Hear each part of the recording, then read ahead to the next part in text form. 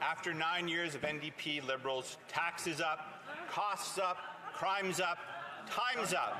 And so are job losses because of this incompetent Liberal Fisheries Minister. She doesn't listen to Atlantic Canada's fishing communities. The industry is left in the dark. Even former DFO scientists say she's playing politics with lives and livelihoods.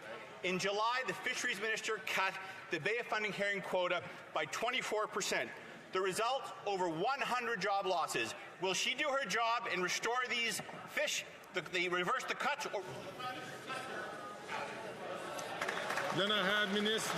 The Honourable Minister of Fisheries and Oceans. Thank you, Mr. Speaker. I'd like to assure my colleague that we have very close relationships with fishers, and for years now we have noted that herring stocks are suffering in the Gulf of the St. Lawrence.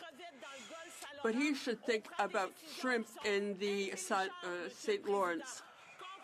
We have helped in this area, contrary to the Conservatives, who would fish until every species is extinct.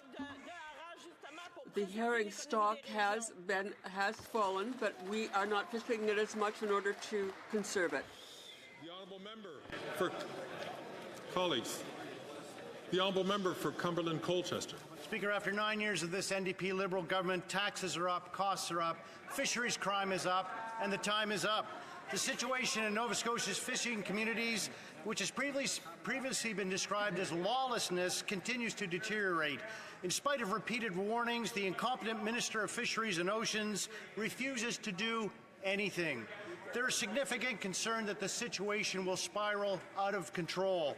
When will this woefully inadequate minister realize the importance of the Atlantic Canadian fishery and the very real threat to lives and livelihoods and do her job? The Honourable Minister.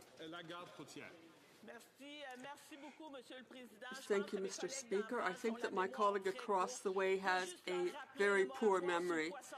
We have only to think of the moratorium on deepwater fish and about what happened to shrimp last winter. It was catastrophic for our regions. Climate change in the Gulf of the St. Lawrence, which is affecting all fish stocks.